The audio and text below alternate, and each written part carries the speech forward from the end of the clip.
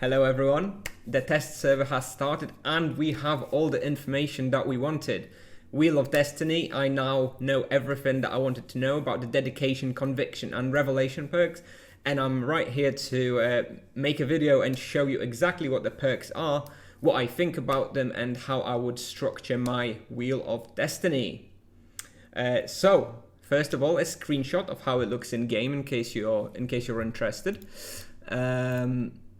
You can see which ones I've selected here. For example, this one, and this one. And this is the currently selected one, and you have the information about this one just here on the left. You have dedication perks summary on the right, conviction perks as well on the right, and revelation perks on the right as well. So I think the UI is pretty good. I'm really happy with the way the interface has turned out. It's super easy to add all the points and remove them. Super easy to see the whole summary of everything you're getting. Yeah, I think it's pretty great. But I know why you're all here. It's to see what different perks we have. So let's jump right into it and let's take a look at the dedication perks to start with. So these are the 8 dedication perks that are available. I made a video about what I think they are, what they will be based on the images a few days ago. I got some of those right, but not all of them. So let's take a look. The first one we have is a capacity one. This is exactly how what I thought. It's a +5 capacity per point. Not much to say about this one. It's all right. Okay, everyone likes extra capacity for loot or for potions. Nothing game breaking.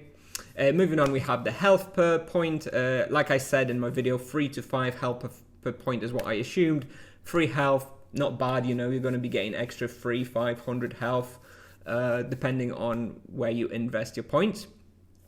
Moving on, the third one. So this is the one which I thought was related to health regeneration, and in a way it is. However, it's been implemented kind of differently by Tipsoft. It's implemented in what they refer to as a burst, hit points burst and mana points burst right below.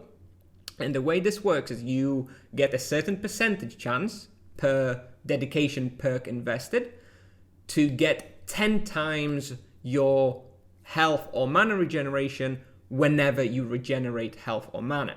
So for example, if I invest 100 points into this perk, in other words, I have 20% chance for a hit points burst.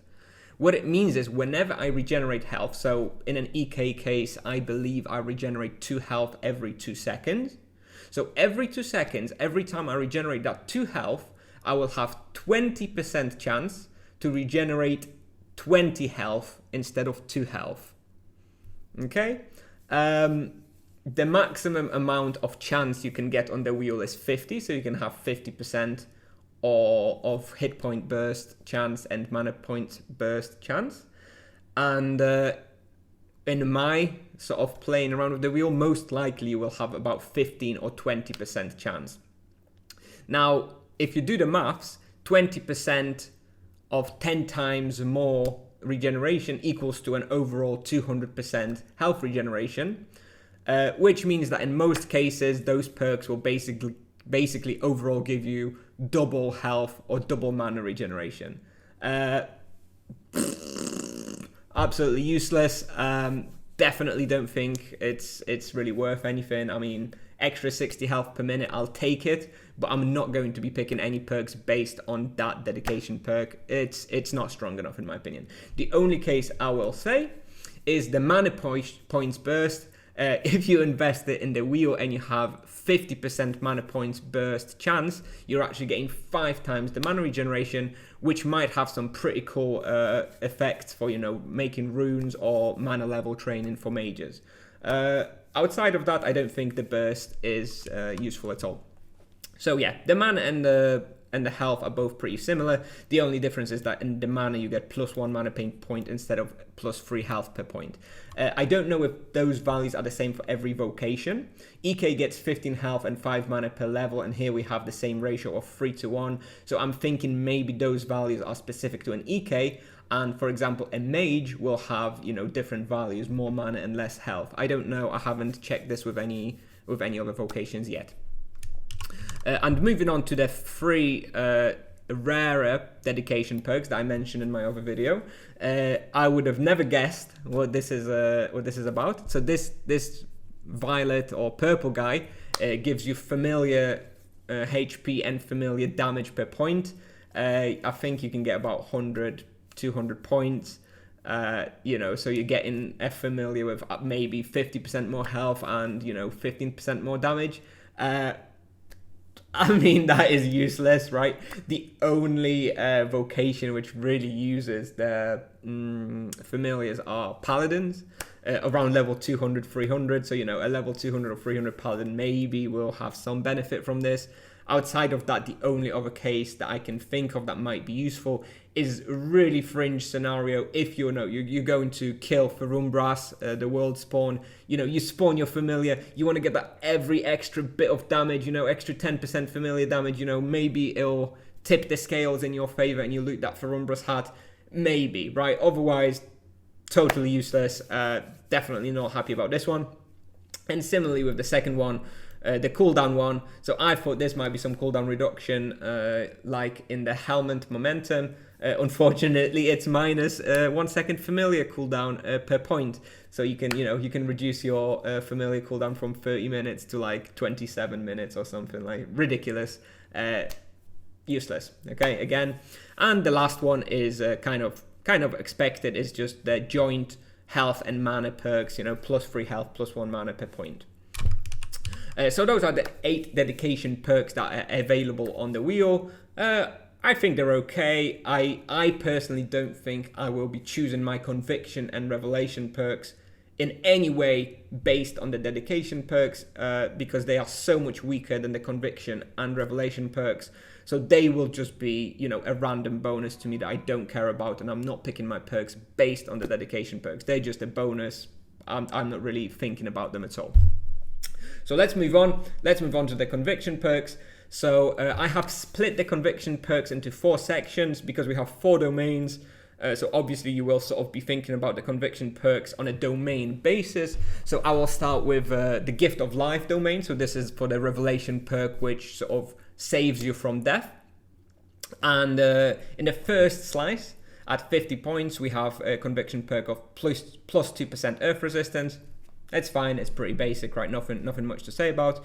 Then at the second wheel, we have conviction perk to choose either +1% holy death resistance or plus 0.75 life leech. It's hard for me to argue which one's better. I think life leech will probably be better in most cases. Death resistance is useful in a lot of spawns, but it's just 1%, you know. Nothing amazing, right? I'm probably going for the life leech here just because it's kind of simpler to take.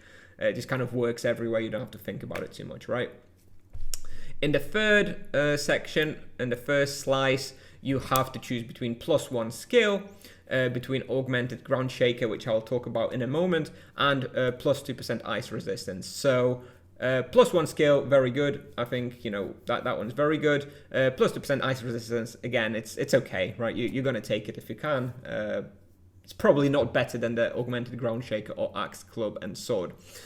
So talking about these augmentations, because this is something that happens all over the conviction perks. And all the spell augmentations have 2 tiers. What this means is that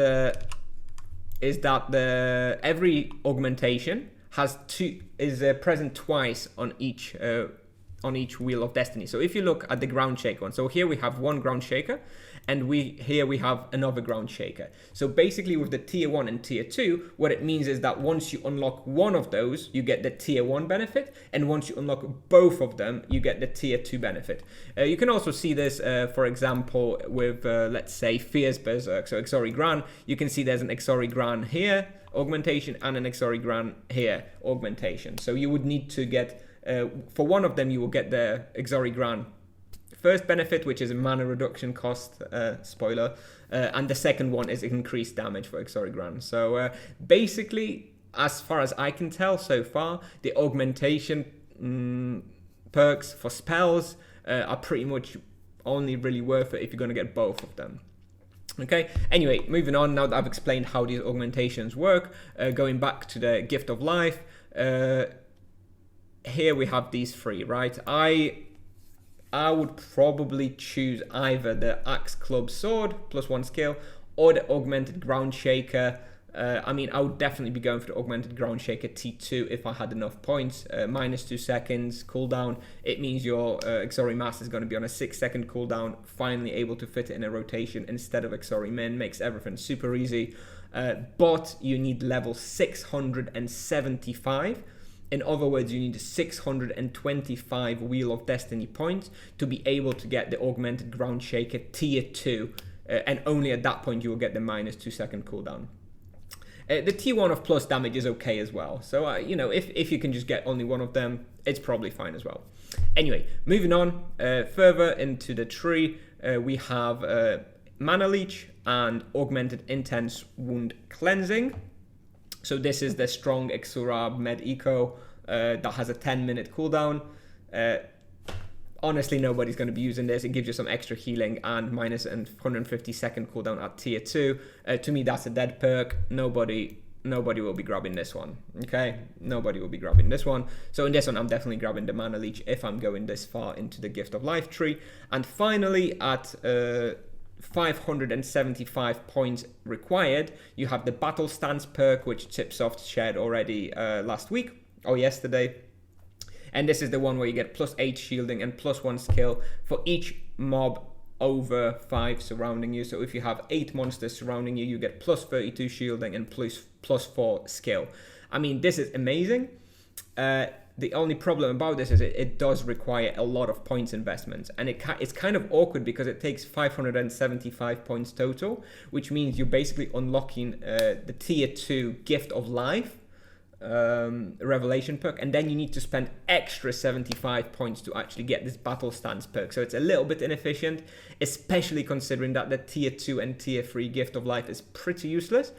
So I'm sorry to say, but I don't think the Battle Stance perk will be that popular, because the investment required for it and missing out on other conviction perks and other revelation perks in the tree means that while Battle Stance perk itself is very, very strong, you're probably not going to be able to fit it in unless you're like level 2000. But we'll see, right? We'll see. So anyway, this is the Gift of Life domain. Let's move on to the next one. Here is the Avatar domain. And this one is kind of joined with the Gift of Life. So if you're going to take a look again at this, you'll see that all of the spells are the same in 2 domains. So for example, we have, you know, Ground Shaker here, and we have Ground Shaker here, and we have, you know, for example, Exura Med here and Exura here, while the other augmentations such as Exori Gran is here, and the ranged etc is here and here. So basically, you know, the domains are kind of joined, like the Gift of Life and the Avatar domains are joined, and then the other 2 that are joined are the Combat Mastery and the Executioner's Throw. Which is why this is the order in which I'm sharing those. So looking at the Avatar domain, at 50 points we get +2% ice resistance. That's okay. At 75 points, again, we get +1 Holy Death and Mana Leech. Similarly to before, I'm probably going for Mana Leech because it's just so versatile, whereas the Holy Death resistance might be okay for certain spawns, right? If you know you're going to be taking a lot of Holy or Death damage, you're probably going to take that one. In the next section, again, here we have Axe Club Sword, Earth Resistance, and Augmented Intense Wound Cleansing.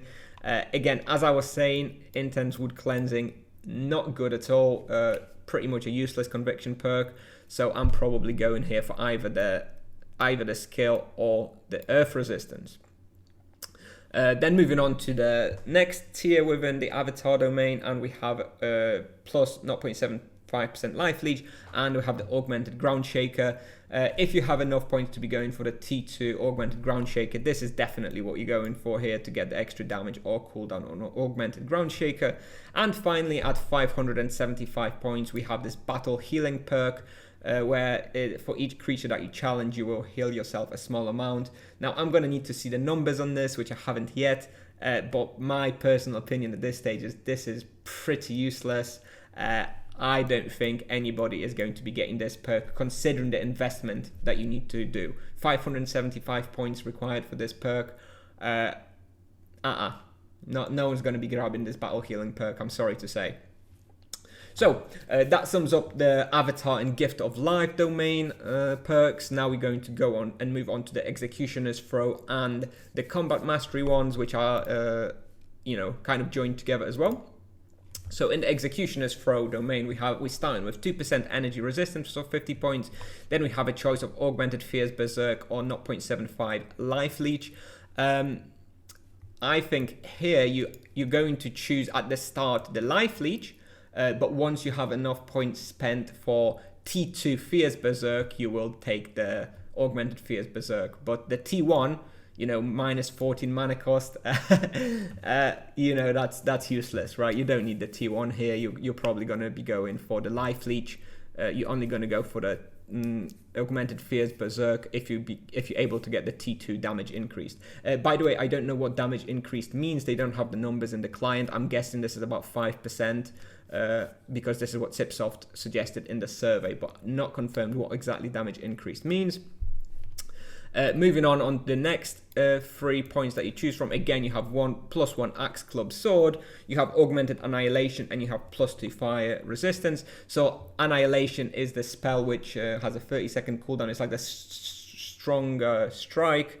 Totally useless spell. It puts you on a 4-second cooldown, global cooldown, like your Ultimate Explosion for mages.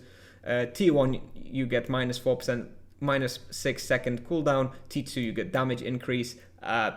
Neither of those things will make me use this spell, so that's a big no-no. I'm definitely not getting this Augmented Annihilation. So you're basically choosing between +1 skill or +2% fire resistance, both which are fine, but you're probably going to be going for Axe Club Sword +1. Furthermore, you have to choose between 1% Holy Death Resistance or Mana Leech. Again, this is a common question in this wheel that you're going to be asking yourself. In general, you're probably going to be going for Mana Leech. Sometimes you might go for the Holy Death Resistance. And finally, at 575 points, we have Augmented Chivalrous Challenge here. So this is the ranged Exeter. For T1, we get -4 mana cost. For T2, we get jumps to +1 targets. T1, -4 mana cost, totally useless. T2 jumps to +1 target. It's pretty good, but I don't think it's worth the investment. I mean, majority of EKs, the range accepted for an EK is pretty good as it is. It has a 2-second cooldown. You can quickly draw all the ranged monsters to you. I don't think the +1 target is worth it. So I'm probably not going to be going for this one. The only caveat is that this is in the Executioner's Throw domain, and I think that T3 Executioner's Throw is probably the strongest revelation perk for an EK. So I'm kind of, high levels might be forced to spend 1,000 points in this domain to get T3 Executioner's Throw, in which case they probably will go for the Augmented Chivalrous Challenge. But in and of itself, it's not very good and not worth the points, in my opinion. Looking at the perks in the Combat Mastery domain, we start with +2% fire resistance. Okay, then moving on at 75 points, we can choose either +1 skill or Augmented Chivalrous Challenge. Again, like I spoke before, if you're going to be getting the Chivalrous Challenge in the previous wheel, you may as well, I guess, get the T2 here. But in general, I think people will be going for the +1 skill. Moving on into the next 3 choices here at 100 points, you can choose Augmented Annihilation, which, as I spoke earlier, is not great. Or we have Mana Leech or Energy Resistance. Here, I guess you will pick Energy Resistance if you go into an energy damage spot, or most likely you will be picking Mana Leech. Finally, in the 4th section, now we have a choice of Life Leech or Holy Death Resistance. Probably, depending on the spot again. I would guess most likely Life Leech. And finally, we have the Augmented Fierce Berserk at T2 at 575 points. And if we spend this one, we will get T2 damage increase for Fierce Berserk if we can afford the points to spend. 575 points is a lot. And this is for the Combat Mastery domain, which is pretty good. But it's not, it's not game breaking. So, yeah. So in summary, those are all of the new conviction perks and the new dedication perks. So you can have another quick look at what the wheel looks like. And I have prepared what I will be choosing at level 550, so 500 available points. However, I will say before we get to this stage that Tipsoft have done a good job in making sure that no wheel is exactly the same. I think depending on your level, you will be varying a lot of things on the wheel. You know, the augmented spells, and you know, depending on how many points you have, your wheel will be looking different. So I don't think it's going to be possible to provide, you know, the perfect wheel that everybody should take. Definitely not. It's going to be your personal choice, depending on what you hunt. Nonetheless, you know, for myself, I wanted to prepare something like this, so I prepared a suggested path for a level 550 EK, in other words, for someone who has 500 points. And I would begin in the Gift of Life domain by picking plus 2% Earth Resistance. In the second slice, I would be picking Life Leech or Death and Holy Protection. In the third slice, I would be picking Axe, Club, Sword or T1 Ground Shaker. And in the fourth slice, I would only be inputting 25 points to get my grand total points of 250 in the Gift of Life domain so that I unlock the Revelation perk. Once I have those 250 points in the Gift of Life, I will move on to the Avatar section, and I will pick plus 2% Ice Resistance in the first one, then Mana Leech or Death Holy Protection depending on where I'm hunting, plus 1 skill in the third section right here, and again in the fourth section I am just adding extra 25 points to get my grand total to 500 so that I unlock the Avatar Revelation perk. And if you're interested in what the dedication perks will look like for this, I'm going to get some extra capacity, I'm going to get some extra mana burst, some extra hit points, again some capacity, some mana burst, some mana and some capacity. So it looks like a lot of capacity for my tree, looks like I'm going to be carrying around a lot of potions. But if you look at all the bonuses cumulatively for, you know, level 550, I'm going to be getting 2% Ice Resistance, 2% Earth Resistance, plus 2 flat skill, and a little bit of Life Leech, Mana Leech, maybe some Death and Holy Protection, and 2 Revelation perks in Gift of Life and Avatar. In summary, I would say this is not, you know, not terribly strong. It's not that groundbreaking. I think it's nice. I haven't yet decided whether this makes up for all the nerfs that happened recently before the skill wheel. But it's pretty cool. It's pretty fun. I'm definitely looking forward to testing out some of the combinations. And just one thing I wanted to mention here right at the bottom, that once you hit level 675 and you have 625 points, I would absolutely transition my points to allow for tier 2 augmented ground shaker to get that minus 2 second cooldown. This is going to happen in this tree. Basically, the only difference to what I suggested in this table right here is you would be getting extra 125 points in the Avatar tree. Because if we look at the Avatar tree again, the augmented ground shaker tier 2 is right here, and you need to invest 375 points in the Avatar domain to be able to unlock that. So a grand total of 625 points required, or level 675 to get the T2 augmented ground shaker. So that's everything I have for you today. I am going to be testing some more things. I'm going to be looking at the mitigation. I'm going to be looking at the new content that Tipsoft has added, some of the new hunting spots, and I'll be making some videos from those as well. But with regards to the Wheel of Destiny for Knights, this is all I have for you for now. I'm looking forward to your comments. Let me know what you think. Let me know what's strong, what's weak. And yeah, thanks for watching, and I'll see you in the next one. Bye.